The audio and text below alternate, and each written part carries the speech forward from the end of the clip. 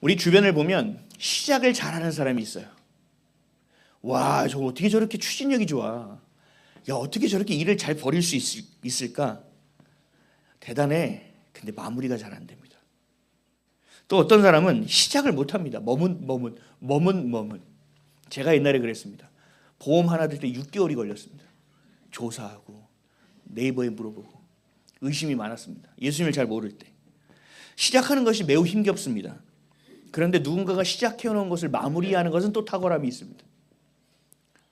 근데 시작과 마무리가 둘 다 중요합니다. 시작이 없으면 마무리할 것이 없습니다. 그렇죠? 시작이 있어서 마무리를 못한다면 열매가 없습니다. 둘 다 필요하고 중요합니다. 시작할 때는 머뭇거림이 없어야 합니다. 마무리할 때는 너무 욕심부려 무리하면 안 됩니다. 시작과 마무리는 모두 중요합니다. 계엄령을 통해서 체제전쟁이 본격적으로 시작됐습니다.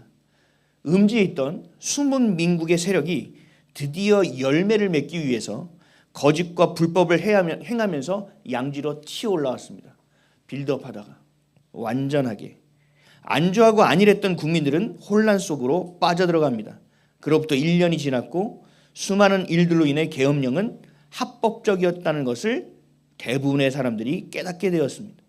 누가 내란을 벌였고 누가 나라를 지키려고 했는지 적나라하게 드러났습니다. 뚜껑을 열어보니 계엄령이 실패한 것이 천추의 한이 되는 정도로 마음이 아픕니다. 이 나라의 간첩이 얼마나 많은지, 얼마나 우리가 안일했었는지, 또 교회에도 약무리 안에 염소가 섞여 있는 줄 알았더니 뚜껑을 열어보니 염소무리에 양이 섞여 있었다는 것을 깨닫게 된 것입니다. 처참한 현실이고 참혹한 현실입니다. 그것을 맞닥뜨린 것입니다. 그래서 우리가 분노하며 계엄이 정당했다는 것을 알리고 있고 부정선거를 알리고 있고 누군가는 거리에서 싸우고 누군가는 각자의 기도의 자리에서 싸워가고 있습니다. 하지만 질이 멸렬해 보입니다. 우리가 행하고 있는 이 싸움이 과연 싸움이 되는 것인가? 아무리 외쳐도 다수당인 민주당의 그 폭거와 그 입법을 막을 길이 없습니다. 국민이 뽑아놓은 대통령은 국회의원들이 마음껏 탄핵을 하는데 국회의원들은 국민이 탄핵을 할 거리가 없습니다. 국회의원을 꾸짖을 수 있는 게 아무것도 없습니다. 다음에 안 뽑아줘? 이거밖에 없습니다. 무소불위의 권력입니다. 악법은 매일처럼 쏟아져 나옵니다. 친북과 친중을 향하여 공산주의를 향하여 이 대한민국의 기차가 쉬지 않고 달리고 있습니다. 절벽을 향해 달려가고 있습니다. 멈출 수 있는 방법이 없어 보입니다. 야당에서는 엔추파토스가 계속 쏟아져 나옵니다. 교회 안에서도 진리를 외치고 시위를 하고 핍박과 박해 안에서도 진실을 말하고 있지만 그 진실을 말하는 사람들이 도리어 핍박을 당하고 박해를 당하고 불이익을 당하고 있습니다. 도대체 더 이상 우리가 뭘 어떻게 해야 될까? 이 나라를 위해서 내가 할 수 있는 일이 과연 무엇이 있을까? 우리가 거리에 나가서 아니면 기도의 자리에서 외치고 기도하는 것이 과연 효과가 있는 일일까? 소용이 있는 일일까? 라고 생각되는 암담한 현실이라는 겁니다. 그래서 지쳐갑니다. 그리고 답답해집니다. 그리고 무기력해집니다. 그리고 옳은 소리를 하는 사람들이 고립되기 시작합니다. 내가 뭘 해봐야 무슨 소용이 있을까라는 마음만 듭니다. 그럼에도 우리는 마무리를 향하여 나아가야 됩니다. 끝을 반드시 봐야 됩니다. 그 열매를 향해서 나아가야 됩니다. 악을 선으로 바꾸고 선을 악으로 바꾸는 세력이 하나님의 심판을 받는 것을 우리의 눈으로 반드시 목도해야만 합니다. 악인을 의롭다 하고 의인을 악하다 하는 자들이 하나님께 미움받는 것을 저와 여러분의 눈으로 직접 목도해야만 하는 것입니다. 끝을 봐야 됩니다. 끝까지 나가야 됩니다. 끝까지 포기하지 않고 우리는 열매를 거둬내야만 합니다. 우리의 삶에서 경험되는 것도 마찬가지입니다. 여러분이 문제가 오잖아요. 문제가 오면 문제는 늘 새롭습니다. 내 여태껏 60년, 70년을 살아온 어떤 산전, 수전, 공준전을 다 겪은 내가 권사야, 내가 집사야, 장로야 라고 해도 또 문제가 올 때는 매우 새롭습니다. 저건 내가 할 수 있을까? 어떻게 저런 문제가 나한테 또 왔지? 계속 새로운 것이 밀려옵니다. 어느 날은 마치 약속이나 한 것처럼 한꺼번에 몰려옵니다. 약속한 것처럼 동서남북에서 한꺼번에 몰려옵니다. 나를 가만두지 않습니다. 그래서 우리는 속으로 외치죠. 도대체 나한테 왜 이래? 가만 좀 나 좀 놔둬! 라고 나도 모르게 외치게 됩니다. 세상 사람들은 이러한 상황이 몰릴 때 고통스럽다라고 말합니다. 내 인생은 왜 이렇게 고통스러운 거지? 내 인생은 왜 이렇게 고통만이 있는 거지? 라고 생각할 수 있지만 하나님의 자녀인 우리는 달라야만 합니다. 저와 여러분에게는 의미 없는 고통이 오는 것이 아닙니다. 하나님은 실수하지 않으십니다. 견디고 버텨야만 하는 고통이 아닙니다. 하나님은 우리를 이유 있는 고통, 고난의 자리에 옮겨놓는 것입니다. 마치 광야에 우리를 잠시 옮겨놓는 것과 같이, 그리하여 이것저것 볼 수도 없고 구할 수도 없고 살 수도 없는, 내가 어떠한 경우의 수도 없는 자리에 하나님께서 옮겨놓으셔서 오직 하나님만 보게 하시는 그때, 그것을 우리는 고난의 때라고 얘기합니다. 세상은 고통이라고 이야기하고 그것을 피하려고 하고 그것을 해결하려고만 하지만 하나님을 믿는 우리에게는 피해야 될 일이 아니라 하나님께 무릎 꿇어야 될 때라는 것입니다. 그래서 그들은 고통이라고 말하는 것을 우리는 이유 있는 고통, 고난이라고 부르는 것입니다. 하나님은 오늘도 구속의 역사를 써나가고 계십니다. 저와 여러분의 삶에 하나하나마다 계획하신 것들을 이뤄내고 계십니다. 우리가 단지 하루의 계획을 써서 계획표 짜는 수준이 아니라 하나님이 여러분들 구원하시기 위해서 얼마나 많은 빌드업을 얼마나 많은 오랜 시간 동안 얼마나 많은 사람들을 통하여 해왔는지 여러분 알게 되면 기절합니다. 기절. 하나님이 나를 향하여 어떻게까지 일하시는지를 깨닫게 되는 순간부터는 모든 것이 은혜라고 생각됩니다. 제가 4년 전, 이제 5년이 다 돼갑니다. 완전히 우울증에 왔었습니다. 공황장애 증상이 극심해졌고 우울증이 있었고 목회는 더 이상 갈 수 없는 상황이 됐고 집도 파산날 정도였습니다. 저희 큰아들은 가출을 했고 저희 아버지는 병상에 누워서 한 달 동안 계시다가 소천하셨고 또 교회에서 어떤 분이 욕하고 나가서 밖에서 우리 성도들 다 전화해서 교회를 뒤흔들었습니다. 아무것도 할 수 없었습니다. 저는. 그러다가 제 안에 쌓여왔던 우울증들이 그 상처들이 한 번에 폭발한 겁니다. 그러니까 이게 아무것도 못하겠더라고요. 저는 우울증도 경험했고 옛날에는 목사가 우울증이라고 창피했는데요. 그렇지 않아요, 여러분. 목사도 우울증 경험할 수 있어요. 엘리야도 그거 경험했는데요. 뭐 공황장애 증상도 전 아직도 있습니다. 아직도. 그러나 저의 마음 상태가 다릅니다. 오늘도 주님이 나를 데려가신다면 데려가십시오, 주님. 죽을 것 같은데 내가 살려줘. 이거 안 합니다. 주님, 오늘입니까? 저를 데려가십시오. 나의 생명의 주인이 하나님이라는 사실을 그 우울증 안에서, 그 공황장애 안에서, 그 고난 안에서 완전히 어떤 해결책이 1도 없는 상황 가운데서 하나님이 저를 깨닫게 하신 겁니다. 그러면서 하나님 어떤 마음을 주셨는지 알아요? 네가 목사가 돼서 이 단에 세우기까지 내가 얼마나 많은 일을 했는지 아느냐? 그 말씀 하나에 제가 벌떡 일어났습니다. 하나님이요? 나를 위해서요? 여러분 세상 가운데서 단 한 명만도요 내 마음을 이해해 주는 사람이 있잖아요. 살만해요. 세상 가운데서요 내 말을요 내가 말하지 않아도 그거 알아 임마 하는 친구 한 명만 있어도요 여러분 숨쉬고 살만해요. 근데 그런 친구가 있기가 어려워요. 세상에서 여러분들의 마음을 아는 사람은요, 다 아는 사람은요 세상에 한 명도 없습니다. 부부요, 우리는 금술이 좋아요. 그래도 몰라. 어느 정도까지는 알지만 아는 사람은 없어요. 근데 하나님은 아신다니까요. 이게 얼마나 위로가 되는지 몰라요. 가서 얼마나 힘드시겠습니까? 얼마나 어렵겠습니까? 국밥 한 그릇 먹고 시작하시죠. 이걸 다 위로를 바래요. 아니요. 그런 걸로 위로되는 게 아니에요. 하나님이 여지껏 나와 함께 하셨고 하나님이 나를 포기하지 않으시고 하나님이 여전히 나를 기대하고 계시다는 것을 여러분이 마음으로 깨닫게 되는 순간 그 위로가 우리 안에 쏟아진다는 거예요. 어느 날은 파도처럼 문제가 또 오고 또 오고 끊임없이 오니까 하나님 나를 죽여라. 엘리야처럼 이런 마음이 들지만 이것이 우리의 시선이 뒤집히는 순간 그 파도가 뭐라고 생각하냐? 은혜로 여겨진다는 거예요. 파도가. 그러니까 이 파도를 뭐 하고 싶어요? 즐기는 거예요. 그래서 뭐예요? 서핑하는 거예요. 파도를 타는 겁니다. 파도를. 그러니까 높은 파도만 찾아다닙니다. 서퍼들은. 여러분 높은 파도만 찾으시겠습니까? 얘기 안 해. 알고 있네요. 이게 고난이라는 사실을. 역시 빠르십니다. 여러분 고난 없이 고통 없이 성장 못해요. 성장은요 옵션이 아니에요. 어느 정도 성장하지 않으면 성숙은 없어요. 우리가 성장하는 순간까지 성장을 해야 된다고요. 그리고 그 안이 하나님의 것으로 가득 채워지는 것이 성숙이에요. 가득 채워져서 고개를 숙이는 거예요. 그리고 그 안에서 꽃을 버리고 열매를 택하는 거예요. 세상의 화려함을 버리고 세상이 나를 인정하는 것을 버려버리고 열매를 택하는 거예요.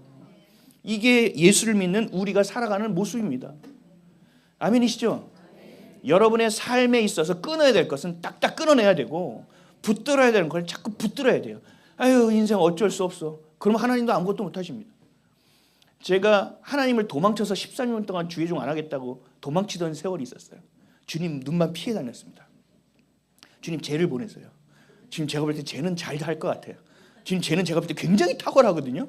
그래서 다른 사람 이름만 막 올려드렸어요. 저는 계속 도망 다녔어요. 근데 지금은 어떻게 하느냐? 하나님 저 좀 써주세요. 뭘 해야 될까요? 어떻게 해야 돼요?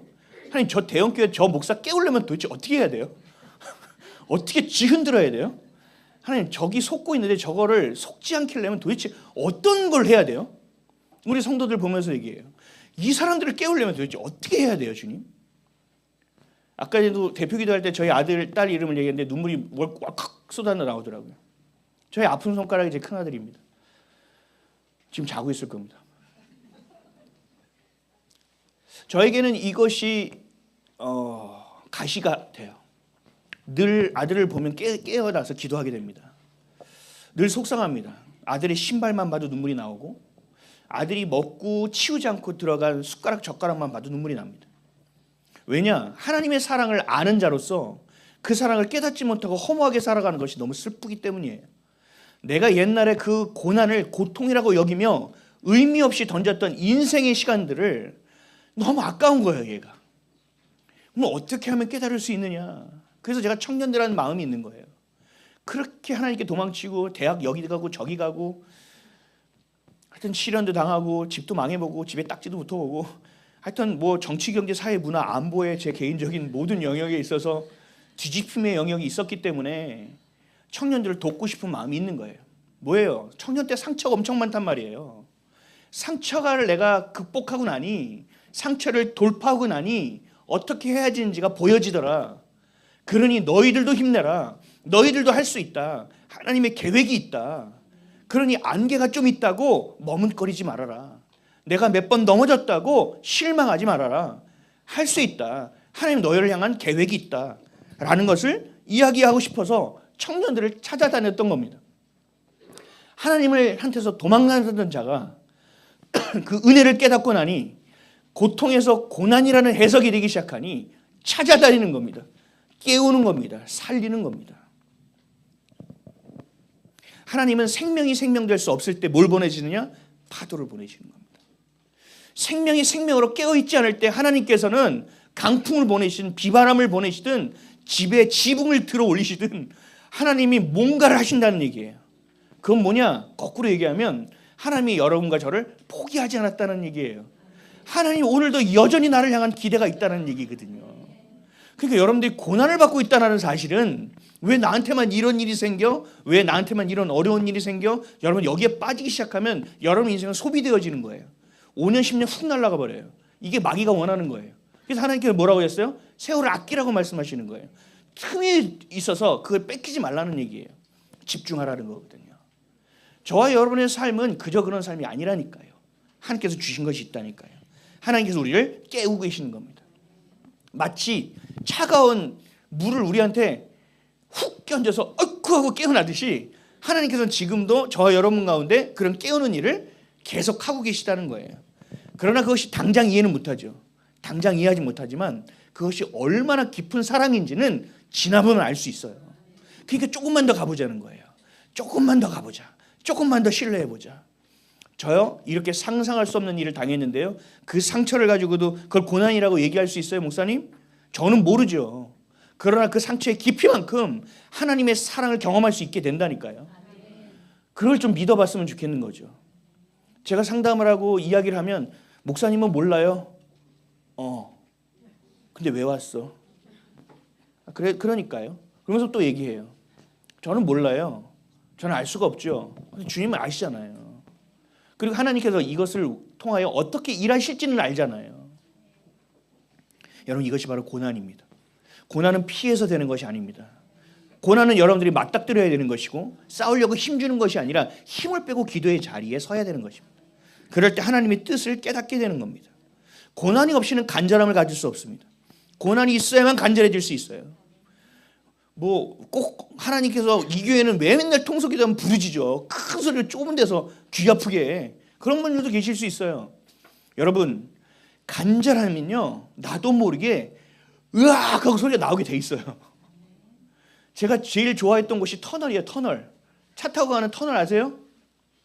터널. 알면 이렇게 좀 해보세요. 터널. 그 터널을 갈 때 어떻게 하느냐. 저는 창문을 열고 우악 소리 지르는 거예요. 해보셨어요? 유행처럼 번져가면 안 되는데. 왜요?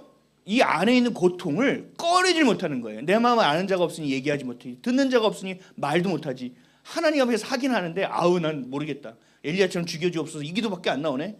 그러니까 터널 가서 그거를 유턴 하면서 한 두세 번씩 하면서 우와 하고 소리 지르는 거예요. 그러고 나서 하는 거 뭔지 아세요? 아 시원하다. 여러분 내 안에 있는 것이 어려우면 쏟아내야 돼요. 상담을 오면 제가 2시간 3시간 들어요. 왜 들어주는지 아세요? 안에 있는 걸 쏟아내야 얘기하는 게 들어갈 공간이 있죠. 여러분의 것을 쏟아놓으시기를 축복합니다. 기도할 때 묵상할 수도 있어요. 그것도 기도예요. 소리 내지 않고 기도할 수도 있어요. 저는 쓰면서 기도하는 것도 많이 해요. 주님 은혜 동그라미 별표 돼지꼬리 이러면서 기도해요. 주님 이거 매우 중요하죠. 이거 좀 알려주세요. 그러면서 제가 기도한다고요. 그런 것도 기도예요. 근데 내 안에 진짜 고난 안에서 간절함이 있잖아요. 부르짖게 돼요. 그리고 부르짖은 자가 조용히 기도할 수도 있어요. 조용히만 기도하는 사람은 부르짖을 수 없어요. 여러분 안에 있는 것을 토설해내야 됩니다. 하나님 앞에 꺼내야 된다니까요. 아니면 상처가 쓴뿌리가 되어 하나님 앞에 온전히 갈 수가 없어요. 크게 기도하시기를 축복합니다. 그 간절한 자만이 하나님의 무릎을 꿇을 수 있는 거예요. 하나님께 무릎을 꿇는 자만이 자신의 죄가 인식되는 거예요. 그러니 주님 앞에 회개할 수 있는 거예요. 회개하고 나니 주님 앞에 가까이 갈 수 있는 것이고 나를 수용하고 용납해 주시는 하나님을 향하여 더 친밀하게 들어갈 수 있는 것이고 그 분을 향하여 내가 내 삶을 헌신하게 될 수 있는 겁니다. 부르심을 따라 살아가게 되는 것입니다. 감당할 수 있는 것입니다. 우리 흔히 얘기해서 선택과 집중이라는 얘기 많이 들어보셨죠? 다 못해. 선택과 집중을 해야 돼. 우리가 주님 앞에 서야만 온전한 선택과 집중을 할 수 있습니다. 그냥 우리가 할 수 있는 것이 아닙니다. 그게 가능해야 완주가 되는 겁니다. 우린 유한해요. 저는 멀티가 가능한 사람이었어요. 한 번에 4개도 했습니다. 4개. 인터넷 이거 켜놓고 이거 이거 하면서 전화 통화하면서 뭐 칩니다. 막. 그게 저는 한 4가지까지 했던 사람입니다. 이제 50줄이 넘어가니까 안 돼요. 이제 2가지는 가능해졌어요. 2가지. 어려워요. 쉽지 않아요. 여러분 난 할 수 있어. 할 수 있어. 그런데 그 다음 날 어떻게 할 건데? 그 다음 날은 안 되는 거예요. 하루를 살 때 여러분이 100%의 에너지를 가지고 있다 하면 100을 다 쓰는 게 아니에요. 저는 120%, 200% 쓰고 살았거든요. 그러니까 몸이 안 좋을 수밖에. 그러니까 일 중독이 되는 거예요. 그때 제가 난독증도 왔어요. 읽지도 못하고 앉아있지 못하는 겁니다.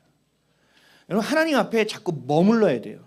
머무는 훈련을 해야 되고 그 안에 있을 때 하나님이 주신 것이 무엇인지를 집중하여 알 수 있어요. 70%만 사십시오. 70%만. 아니요. 50%만 사세요. 아니 더 줄여나가세요. 그리고 하나님께 맡기는 훈련을 하세요. 하나님이 주시면 요 이 땅 기다립니다. 좀 기다립니다. 우리 확장하는 것도 마찬가지. 하다가 하나님 급하다는 마음을 주셔서 스탑! 올스톱 했어요. 그래서 제일 안 될 것 같은데 붙들고 기도하는 거예요. 잔금 어제 치렀대요. 오케이 끝. 확실하죠. 미련 없는 거예요. 기도할 때 이런 거야. 이거 하나님 이거 해야 돼요? 말아야 돼요? 어떻게 해야 돼요? 이런 기도하면 여러분 더 헷갈려요. 아니면 한 방에 컷 해주십시오. 하나님. 한 방에 컷. 아파. 하나님 너무한 거 아니에요? 이렇게 하지 마시고. 안 되는 건 빨리 제껴지는 게 복입니다. 축복입니다. 그러면 하나님께서 주신 건 뭐냐? 그러면 더 확실해져요. 확신 있게 갈 수 있다니까요. 근데 이 경험치가 자꾸 쌓여야 되는데 어떻게 할까 하다가 시간 다 갔어. 어떻게 했었지? 어떻게 할까 하다가 어쩔 수 없이 A를 선택했어. 내가 그때 A를 어떻게 선택한 거더라? 하나도 몰라. 30년 40년 교회를 다녀도 뭐 하나 결정을 못해. 하나님께 응답받는 방법도 몰라. 하나님의 음성을 듣는 법도 몰라. 여러분 이런 실력 가지고는 아무것도 못하는 거예요. 주님 앞에 머무를 때 주님께서 듣게 하신 줄 믿으시기 바랍니다. 그 싸움이에요. 무릎의 싸움이에요. 우리 공부하는 거 싸움 무슨 싸움이에요? 궁뎅이 싸움이죠. 엉덩이 싸움인가요? 엉덩이 싸움이죠. 앉아있는 거 싸움이란 말이에요. 그것처럼 기도도 마찬가지입니다. 흙탕물이 됐어. 야 이거 어떻게 해야 돼? 이 흙탕물 어떻게 해야 돼? 아니요 가만히 계세요. 가만히 있으면 어떻게 돼요? 시간이 지나면 흙은 가라앉고 맑은 물은 생기는 거예요. 여러분 하나님은 그렇게 일을 하시더라고요. 사람을 보내시고요. 뭔가를 하세요. 저희 TV 2개 달았죠. 나중에 컴플레인 들어왔다 그러더라고요. 잘 안 보인다고 하나가. 근데 저희는 기도도 안 했어요. 그 컴플레인을 듣고 해야지. 아니요. 그 전에 하나님이 이거 보내신 거예요. 여러분 하나님이 원하시는 길을 가잖아요. 그럼 하나님이 필요한 거를 본인이 채워주세요. 야 이거 됐으니까 더 이상 가지 말고 다음. 주님 그래도 이거는 좀 그건 내가 달 테니까 너 다음으로 가. 하나님께서 이렇게 일을 하신단 말이죠. 그러니까 우리의 뜻을 구하는 것이 아니라 하나님의 뜻을 구하는 것이 응답받는 비결입니다. 역도 경기 본 적 있어요? 역도 경기 보면요. 저 깜짝 놀랐었어요. 어렸을 때. 이만하잖아요. 남자들. 여자들도 그래요. 근데 코치가 와가지고 앞에서 뭐라고 막 해요. 안 들리죠. 좀 듣고 싶어. 그래서 뭐 하는지 아세요? 갑자기 선수병 빡 쳐버려요. 못 보셨어요? 봤죠? 선수병 딱 때려요. 그러면 기분 나쁘지 않고 하고 올라가요. 그게 뭔지 아세요? 정신 차리는 거예요. 집중하는 거예요. 요즘은 뺨은 안 때리고 요즘 뭐 냄새 맡고 올라가요. 아세요? 역도를 안 보셨구나. 냄새를 이렇게 뭘 하나 맡아요. 그게 뭔지 아세요? 암모니아예요. 암모니아. 순간적으로 집중시키는 거예요. 그냥 훅 올라가는 겁니다. 그렇지 내가 올려야지. 들 수 있어. 나 할 수 있어 하고 올라가는 거예요. 여러분 이게 바로 깨우는 겁니다. 100m 달리기 하는 사람 보셨어요? 200m? 단위 그리 이만하죠? 그러면서 그 1번 레인, 2번 레인, 3번 레인 설명할 때 뭐 하고 있어요? 선수들이 중얼중얼 거리고 있어요. 중얼중얼. 그러면서 자기 허벅지 막 때려요. 막 자기 다리를 때려요. 이거 뭐 하는 거예요? 허벅지야 넌 할 수 있어 뭐 이건가요? 아니죠. 나를 깨우는 거란 말이에요. 깨우는 거. 지금까지 여기까지 올라오는데 몇 년이 걸렸어? 너 정신 안 차려? 뛸 때 뛰어야 돼. 야 젖먹 뛰니까지 다 해야 돼. 옆에 보지 마. 앞을 봐. 뭐 자기 얘기를 하겠죠. 이게 뭐예요? 깨우는 거라는 거예요. 집중시키는 거예요. 그래서 본인을. 하나님도 우리를 그렇게 깨운다는 거예요. 하나님도 그 고난을 통하여 우리를 집중하게 깨우게 만드시는 거예요. 죄를 벗어버리고 끝까지 완주할 수 있도록 그 출발점에 설 수 있도록 그 출발점에서 땅 하는 소리를 들을 수 있도록 그 무게에 견디어낼 수 있도록 하나님이 우리에게 깨우고 계시다는 것이 바로 고난이라는 겁니다. 그러니까 여러분들이 고난을 고통으로 여기는 순간부터 진짜 인생이 지옥이에요. 여러분이 진짜 고난 안에서 하나님의 섭리와 하나님의 의도, 하나님의 마음을 모른다면 이건 인생 끝이에요. 이거부터 괴로운 것이 없어요. 근데 깨어나야 되죠. 근데 깨어나는 것보다 더 중요한 게 있어요. 간절함만으로는 안 돼요. 주님의 부르심에 붙들려 출발점에 서야 됩니다. 서야 돼요. 시작을 해야 돼요. 올림픽이 있어요. 아니면 월드컵 경기가 있고요. 지금 WBC 야구 경기가 한창입니다.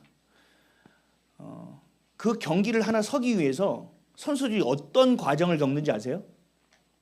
그 선수가 딱 됐으면 거기 딱 올라가는 게 아니에요. 그 올림픽이나 어느 경기든 올라가기 위한 자격 조건이 있어요. 그러면 어디 세계 선수권 대회, 어디 선수권 대회, 어디 가서 점수들을 획득해야 돼요. 그리고 선발전에서 뽑혀야 돼요.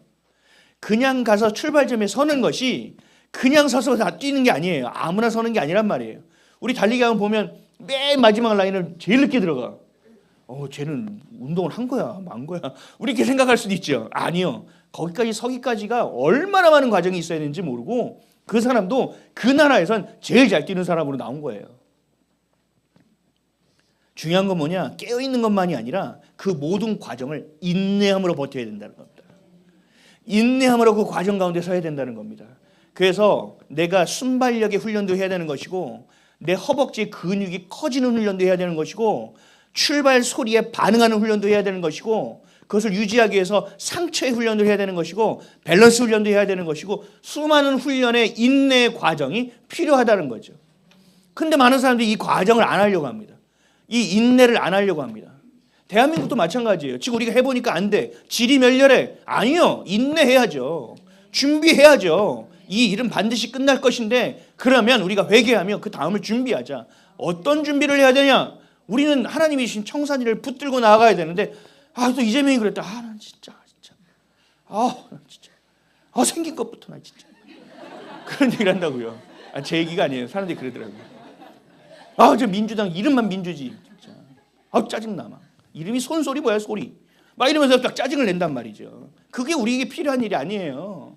악한 자들은 악한 일을 계속 한다니까요. 여러분 사탄 마귀가 쉰다는 거 보신 적 있어요? 안 쉬어요. 얘네 똑같잖아요. 악법을 끊임없이 만들어내고 있잖아요. 안 쉰다니까요. 그 국회에서 반대 동의해 주세요 계속 오잖아요. 그렇죠? 여러분들 보내죠. 저 언젠가 그랬어요. 이거 언제까지 이걸 해야 돼? 그리고 한다고 하는데 얘네들이 반영을 할까? 이게 지쳐가는 거예요. 이게 지쳐간다는 거. 아니요. 하든 말든 우리가 해야 될 건 해야죠. 그렇죠? 지금 하나님이 어떤 승기를 잡는 것을 주지 않다 하더라도 우리가 해야 될 건 해야죠. 그게 뭐예요? 인내함으로 그 과정 가운데 고난을 주신 이유 안에서 깨어 간절함으로 인내하며 그 과정을 걷는 거란 말이죠. 우리에겐 이게 필요하다는 거예요. 여러분 지금 지쳤죠? 많이 지쳤어요. 나라를 위해서 막 뭔가 하고 이야기하고 교회가 깨어나야 된다. 많이 지칠 때라고요. 아니요. 지쳐서는 안 돼요. 우리에게 필요한 건 인내라는 것입니다. 그리고 그 길을 나아갈 때 출발점에 서게 되는 것이고 선수로서 뛸 수 있는 기회가 우리에게 주어지는 거예요. 기회는 아무에게나 주시는 것이 아닙니다. 히브리서 12장 1절에서 2절입니다. 시작.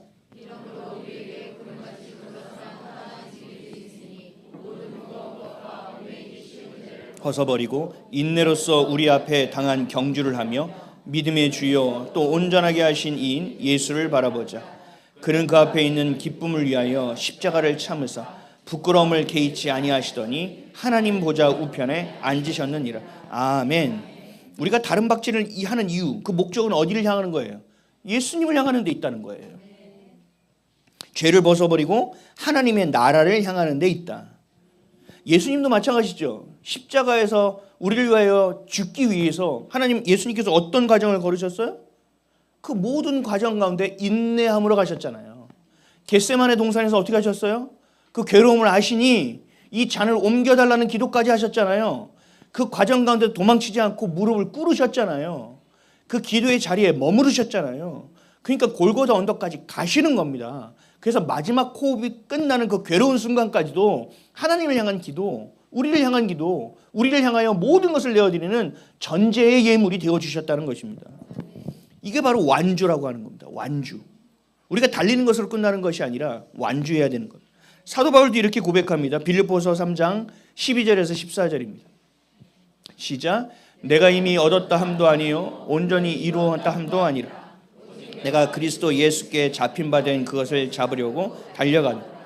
형제들아 나는 아직 내가 잡은 줄로 여기지 아니하고 오직 한 일 즉 뒤에 있는 것은 잊어버리고 앞에 있는 것을 잡으려고 표대를 향하여 그리스도 예수 안에서 하나님이 위에서 부르신 부름의 상을 위하여 달려가노라. 아멘. 오늘도 십자가를 향하여 달려가는 것, 예수님이 가신 그 길을 따라 걷는 것, 죄를 벗어버리고 하나님의 나라를 향하는 것, 표대를 향하여 그리스도를 향하여 나아가는 것, 이게 부르심을 따라 살아간다는 것입니다. 사도 바울도 날마다 그 삶을 살아갔다라고 고백하고 있습니다.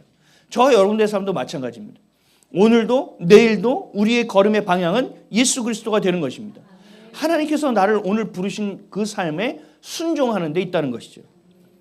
이것이 우리의 인생입니다. 삶의 이유이고 삶의 목적이고 삶의 유일한 방향입니다. 그리고 이것이 우리의 삶의 태도가 되고 우리의 삶의 자세가 되는 것입니다. 그렇다면 우리는 무엇을 향하여 누구를 향해 나아가는가? 갈라디아서 1장 10절입니다. 시작. 이제 내가 사람들에게 좋게 하려 하나님께 좋게 하려 하나님들에게 기쁨을 내가 지금까지 사람들의 기쁨을 구하였다면 그리스도의 종이 아니니. 아멘. 오늘 누군가의 시선을 따라 살아가는 것이 아닙니다. 내가 오늘 또 누군가를 막 살려야지 이것도 아닙니다. 내가 살아가는 이유는 방향은 누구냐? 나를 살리신 그리스도의 사랑을 향하여 살아가는 것입니다. 이게 먼저가 돼야 됩니다. 사역이 우선이 돼서도 안 됩니다. 복음이 우선 전도가 우선이 돼서도 안 되는 겁니다. 가장 중요한 것은 내 삶이 살아가는 목표, 목적, 그 지점, 표대, 이유, 이것이 예수 그리스도로 온전하게 세팅이 되지 않고서는 나머지 의미가 없어요. 여러분을 판단하실 분은 누굽니까? 근데 찬양할 때 옆 사람 눈치 보죠. 아무도 손을 안 들었나? 아무도 안 앉았나? 난 앉아야 되나? 자꾸 생각하시죠. 오늘 내가 옷을 입은데 어디 가야 되는데 조금 명품을 입어야 되나? 여러분, 사람들의 시선을 의지하지 말란 말이에요. 하나님의 시선을 의식하라. 그럼 우리는 어떻게 돼요? 오늘 내가 뭘 위해서 살아가야 되지? 오늘 이 사람을 만나게 하신 하나님의 이유는 뭐지? 오늘 나에게 이 고난을 던지셨는데 그렇다면 나는 이 고난을 어떻게 바라봐야 되지? 기도하게 되는 겁니다. 그러니까 그게 시험에 들지 않아요. 어쩐지 저거 재수없던 게 또 재수없게 한 거지. 거기서 거기지 저 재수없는 거. 다시는 안 봐. 이게 아니라는 거예요. 저 재수없는 통을 통해서도 하나님께서는 나에게 이야기하실 수 있기 때문에. 우리를 판단할 수 있는 유일한 분은 하나님밖에 없어요. 사람 눈치 보지 마세요. 특히 자식들 눈치도 보지 마세요. 자식 눈치 못 봐서 자꾸 보니까 복음도 제대로 못 전해요. 저는 옛날에 좋은 아빠가 자꾸 되려고, 친구 같은 아빠가 되려고 복음을 더 전했어야 되는데, 더 온전하게 찔러야 되는데, 물론 그 당시에는 최선을 다했는데 아쉬움이 남아요. 그래서 50세에 하나님이 자식을 참 주시면 좋겠다. 그럼 좀 잘 기를 수 있겠다. 그죠? 여건을 주신다면. 이게 너무 어렵다. 애가 애를 키우니 이게 참 되겠냐. 이런 생각이 듭니다. 그렇다면 우리는 누구와 함께 가야 되느냐? 아가서 2장 10절입니다. 시작. 나의 사랑하는 자가 내게 말하여 이르기를 나의 사랑 내 어여쁜 자야 일어나서 함께. 아멘. 우리는 늘 동행하는 분이 계셔요. 성령 하나님이 우리와 함께 하십니다. 그리고 우리의 삶은 그 끝나는 지점이 있습니다. 어디요? 다시 오실 예수 그리스도. 그분이 우리의 신랑 되시는 예수 그리스도. 그분이 이 땅에 내려오시는 그 순간 신부된 우리 거룩한 혼인잔치가 벌어지는 그날을 향하여 가는 거예요. 그분이 우리의 손을 잡고 얘기하실 거예요. 함께 가자고. 그럼 그날을 고대하는 것이죠. 여러분 인생 아무리 열심히 살고 사람들에게 투자하고 잘 보인다고 해도 여러분 인간에게는 소망이 없습니다. 인간에게는. 제 차 뒤에서 받았잖아요. 제가 부흥회 가는데 뒤에서 받았거든요. 근데 나중에 생각났어요. 그 두 분이 계속 안 좋더라고요. 싸우다가 사고가 났나? 막 이런 생각도 들었어요. 근데 장로님이고 집사님이라서 전도할 기회는 박탈당했지만 기도하시라고 했거든요. 근데 제가 이렇게 자꾸 생각하다가 알게 됐어요. 이야, 이 장로님, 이야, 이거 더 혼냈어야 되는데. 왜냐? 브레이크도 안 밟고 제 차를 받았거든요. 어마어마했죠. 근데 마지막에 틀었더라고요. 자기는 살고 아내 쪽이 부딪혔어요. 막 이러죠, 여러분. 그게 인간이야? 인간이 이렇다고요. 인간이 마지막 순간에는요 그렇게 꺾게 돼 있다니까요. 이게 본능이에요. 나는 안 그럴 거야. 막 이런 생각을 하죠. 경험이 있으신가요? 꺾은 경험이? 함께 가야 됩니다. 우리가 완주할 때 경험되어지는 것이 이거예요. 완주. 오늘 본문으로 돌아가겠습니다. 24절 25절 읽겠습니다. 시작. 운동장에서 다름질하는 자들이 다 달릴지라도 오직 상을 받는 사람은 한 사람인 줄을 너희가 알지 못하라. 너희도 상을 받도록 이와 같이 다름질하라. 이기기를 다투는 자마다 모든 일에 절제하나니 그들은 썩을 승리자의 관을 얻고자 하되 우리는 썩지 아니할 것을 얻고자 하니. 아멘. 경주함에 있어서 간절함과 인내도 필요하지만 마지막에 제일 중요한 것이 하나 있어요. 절제라는 것입니다. 절제. 이기기를 다투는 자마다 모든 일에 절제하나니. 이건 뭐라는 거냐면 이게 선택과 집중과 동일한 말이기도 합니다. 세상의 것에 더 이상 기웃거리지 말라는 겁니다. 너희가 절제하라는 겁니다. 어떤 친구가 그랬어요? 1인 1부 다처제를 너무 사모하는 친구가 있었어요. 1인 다처제라는 것은 난 남자인데 아내가 둘 셋이야. 그래서 이 아내가 오늘은 아침 차려줘, 오늘은 점심은 이 아내가 차려줘, 저녁을 막 이렇게 이래요. 그런 삶을 막 꿈꿔요. 근데 제가 이렇게 준비하다가 그 친구가 생각이 나면서 야, 이거는 삶이 안 될 텐데 셋이라고 가능할까? 이런 생각도 들었어요. 여러분, 그게 뭐냐? 욕심이에요. 어떤 사람은 그래요. 내 남편은 따뜻해. 근데 능력이 좀 부족해. 어떤 사람은 그래요. 우리 남편은 능력이 있는데 말을 너무 함부로 해. 그래서 나는 이런 남자였으면 좋겠어. 나는 내 아내가 이런 여자였으면 좋겠어. 여러분, 욕심입니다. 욕심. 그런 사람 없어요. 하나님이 나를 다루시기 위해서 옆에 갖다 붙여놓은 거예요. 그럼 내가 다름을 받아야 되는데 옆 사람만 보고 있어. 그럼 이 문제가 해결될까요? 이 고난의 파도는 그칠 수가 없습니다. 내가 변하기 전까지는 안 됩니다. 절제라는 것은 이거예요. 모든 일에 절제한다는 것은 욕심을 부리지 말라는 겁니다. 집중하라는 겁니다. 아내를 너에게 이 사람을 줬어. 아, 나 이것도 싫고 저것도 싫은데. 아니, 감사함으로 여기고 가. 내가 다 이유가 있으니까. 그러고 가라는 거예요. 절제해. 다른 여자 쳐다보지 마. 드라마 보면서 어머, 저런 여자가 세상에 어떻게 저런 인간이 사람이야? 막 이러고 막 얘기해요. 그거 하지 말라는 거예요. 절제하고 집중하라는 거예요. 하나님께. 옆집이 갑자기 차를 바꿨네. 갑자기 쿵쾅쿵쾅 하더니 옆집이 인테리어 다 했다고 놀러 오래네. 어머, 이런 집이 이렇게 바뀌었어? 밤에 잘 때도 그 집이 생각나. 밥 먹을 때도 그 집이 생각나. 그 집에서 앉아서 먹으면 그냥 누룽지만 먹어도 배부르겠다. 막 이런 생각이 막 내 안에서 올라와요. 절제하지 못하는 겁니다. 욕심입니다. 하나님이 주신 것을 바라보지 못하는 거예요. 또 하나 뭐냐? 왜 자꾸 그게 보이느냐? 내가 시선을 놓쳤기 때문입니다. 내가 다른 박질이 있고 있어요. 100m 땅 하고 출발하면 막 달리고 있어요. 근데 옆에 가서 어떤 애가 아이스크림 먹는 게 보여. 어머, 저거 맛있겠다. 나도 저거 끝나고 먹어야지. 여러분, 이러면서 뛰는 사람 있어요? 이건 기본 자격이 안 됐죠? 트랙에 쓸 수도 없는 사람입니다. 우리는 다른 박질하는 자들입니다. 이 사람이 인테리어를 바꾸든 차를 바꾸든 무슨 상관이에요. 그냥 가는 거죠. 지금 나에게 하나님께서 차를 주셨어. 근데 얘가 잘 달려. 새 거는 아니지만 그래도 괜찮아. 목적지까지 데려다줘. 그러면 된 거예요. 그렇죠? 여러분, 새 차 사봐요. 아침마다 가서 봐야 돼요. 누가 긁었나? 안 긁었나? 블랙박스 계속 보고. 여러분, 이게 메이는 거예요. 절제하지 못하는 거예요. 절제할 수 없게 만든다니까요. 그러니까 여러분, 욕심 부리지 마세요. 이 땅에 있는 것들은 다 없어질 것이에요. 여러분, 차를 샀다가 한 달 만에 팔아봐요. 뭐 1,000만 원을 샀으면 1,000만 원에 다시 팔 수 있어요? 안 돼요. 왜요? 중고가 이미 돼버린 거예요. 세상 것은 다 마찬가지예요. 새 것이 없다니까요. 자꾸 욕심 부리지 마시고 하나님이 주신 것에 감사하시고 절제하며 주님이 주신 방향을 보라는 거예요.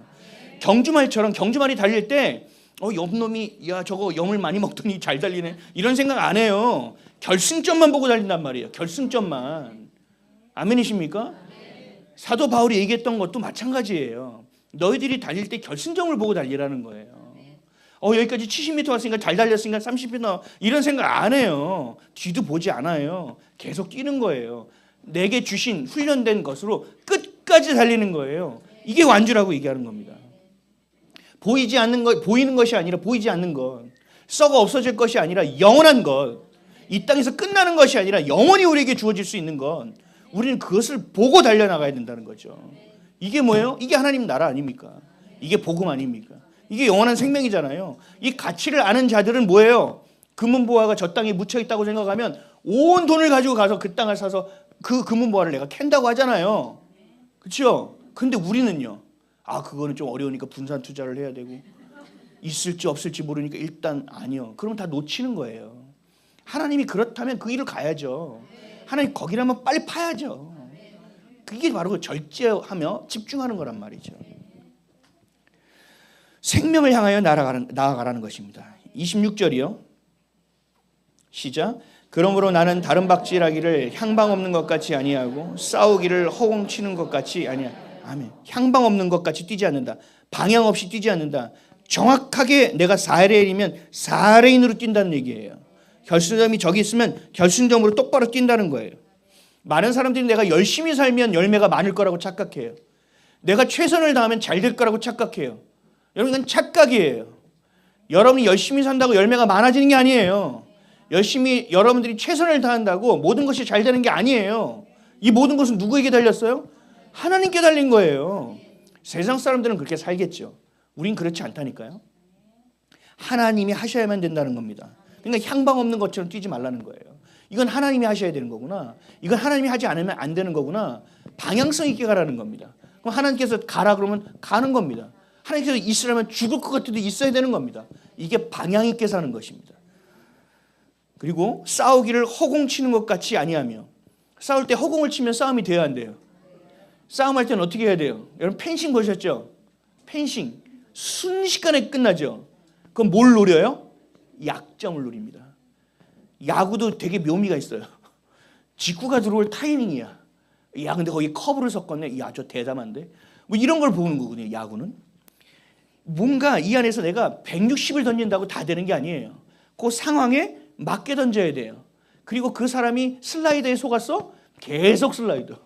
왜? 약점을 공략하는 거예요. 싸울 때는 허공을 치는 것이 아니라 이기는 싸움을 하는 거예요.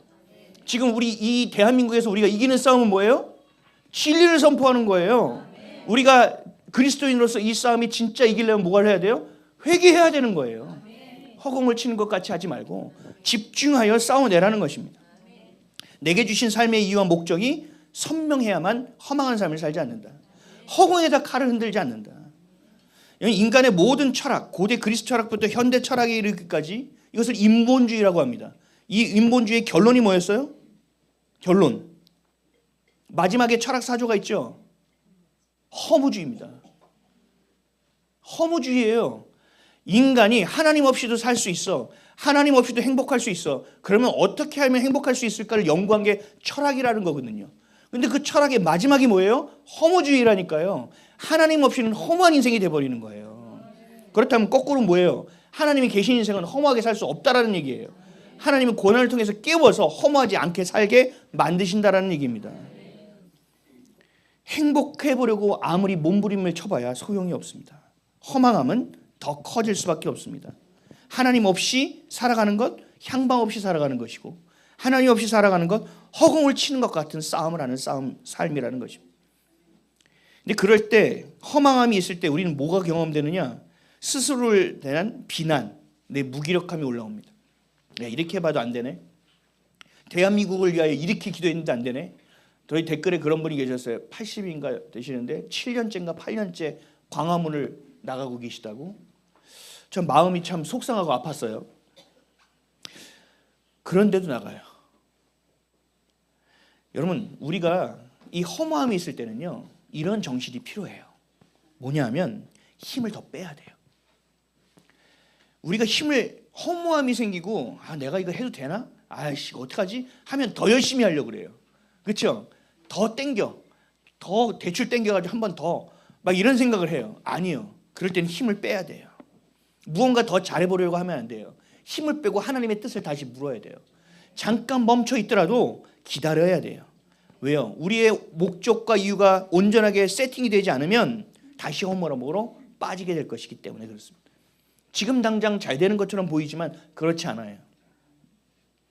내가 하려고 하기 때문이라는 거죠. 우리가 할 수 있는 건 없어요. 하나님이 하시는 것이지. 하나님은 누구를 써요? 우리를 사용하세요. 안 되는 건데 하나님 우리를 통하여 되게 하시는 거예요. 내가 하려고 해서 하는 게 아니에요. 하나님이 하셔야 되는 거예요. 그래서 절제함으로 표대를 향하여 달려가야 된다. 27절이요. 시작. 내가 내 몸을 쳐 복종하게 함은 내가 남에게 전파한 후에 자신이 도리어 버림을 당할까 두려워하며. 아멘. 하나님의 부르심으로 내 삶의 이유를 향하는 사람은 자신의 뜻대로 살지 않습니다. 내 욕심을 향하지 않습니다. 어떻게 하면 하나님을 기뻐하시게 할까? 어떻게 하면 하나님을 영화롭게 할까? 어떻게 하면 부르심의 뜻대로 살아갈 수 있을까를 고민하게 됩니다. 그러니까 절제합니다. 그러니까 인내할 수 있습니다. 그러니까 순종할 수 있습니다. 철없는 자녀들을 보십시오. 철없는 자녀들은 어떻게 해요? 절제합니까? 아니죠. 인내합니까? 안 하죠. 순종합니까? 안 합니다. 여러분들의 삶을 잘 살펴보십시오. 하나님 앞에서 내가 철든 자녀이냐? 아니 철딱선이 없는 자녀이냐? 내가 그것을 온전히 깨닫지도 못한 채 다른 사람에게 선을 베풀고 다른 사람에게 복음을 베풀어요. 나는 하나님의 뜻대로 원하는 대로 살지를 못해요.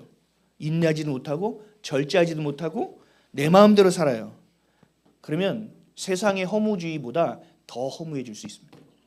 이게 바울이 얘기한 거예요. 그렇게 전파한 다음에 내가 버림받으면 무슨 의미가 있겠냐는 얘기예요.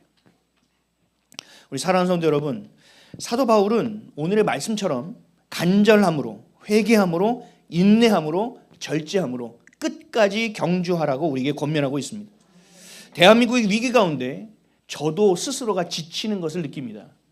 여러분들도 조금은 지쳤을 거라고 생각합니다. 거짓 선동하는 자들 살펴보시죠. 그들은 어떻게 해요? 끝까지 자신들의 영혼을 갈아 넣으면서 마두로처럼 영원한 집권을 꿈꾸며 달려가고 있지 않습니까? 이들은 지치지 않습니다. 이들은 끝까지 가고 있습니다. 그런데 진실을 알고 진리를 아는 우리가 벌써 지쳐서야 되겠습니까? 그들이 법안을 만들어 더 반대해야지. 그들이 더 이렇게 악독해 더 회개하며 나아가야지. 하나님만은 하실 수 있어. 하나님은 하실 수 있어. 라고 나가야 된다는 거죠. 어떤 사람들은 이렇게 얘기해요. 신약 시대부터 말세라고 얘기했는데 여전히 아직도 말세야. 야, 이거 뭐 예수님 오실 때 되면 오시겠지. 이렇게 생각해요. 경각심이 없다는 거죠. 긴장이 없어요. 간절함도 없어요. 오실 때 되면 오실 거라고 생각해요. 아니요. 지친 겁니다. 열정 있는 사람들이 대부분 더 빨리 지쳐요. 더 빨리 하는 사람들이 더 빨리 지쳐요. 장거리예요. 절제하며 간절함으로 인내하며 그 과정들을 잘 겪어내야 돼요. 니네 이렇게 했어. 오케이. 주님이 어떻게 역전시킬지 내가 보겠어. 네가 이렇게 해서 대법관을 22명을 네가 지정하고 네가 재판을 받겠다고? 야, 세상에서도 이렇게는 안 한다. 어디 한번 그렇게 한번 되는지 보자. 하나님이 어떻게 일하실지 보자. 하나님이 판단하신다. 라고 우리는 기도하며 나아가야 됩니다. 열정이 아니라 하나님의 열정에 붙들림을 받아야 돼요. 여러분의 분노가 아니라 하나님의 거룩하신 그 분노를 여러분의 애통함으로 받아 기도해야 된다는 거죠. 이 주와 객이 온전해야 된다는 겁니다. 역도 선수가 자신의 뺨을 맞으면서까지 그 자리로 올라가는 거, 육상 선수가 자신의 허벅지를 때려치듯 저와 여러분이 스스로를 깨워야 되는 시기인 줄 믿습니다. 가짜 복음을 든 이단도 늘 열정적입니다. 진짜 복음을 가진 교회는 아니랍니다. 이래서 계속 진 겁니다. 계속 교회가 당한 겁니다.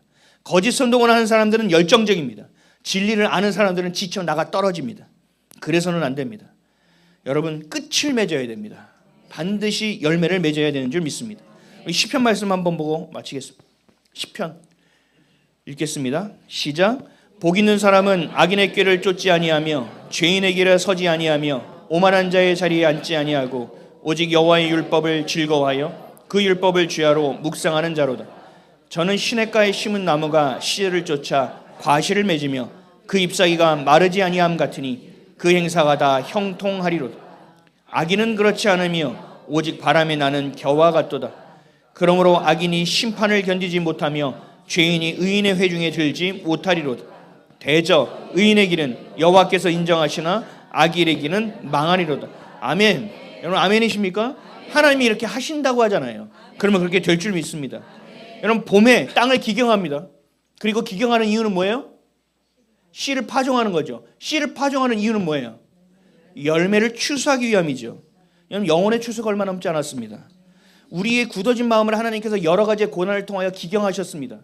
그리고 말씀의 씨앗을 심어내십니다. 그럼 여러분 어디까지 가야 돼요? 열매를 맺는 때까지 인내하며 경주해야 됩니다. 그 열매가 되어질 때까지 나아가야 됩니다. 그래야만 고통이 아닌 고난을 경험할 수 있는 것이고, 그래야만 각자의 부르심 안에서 하나님의 음성대로 따라 순종하는 인생을 살아갈 수 있는 것입니다. 끝까지 경주하시기를 축복합니다.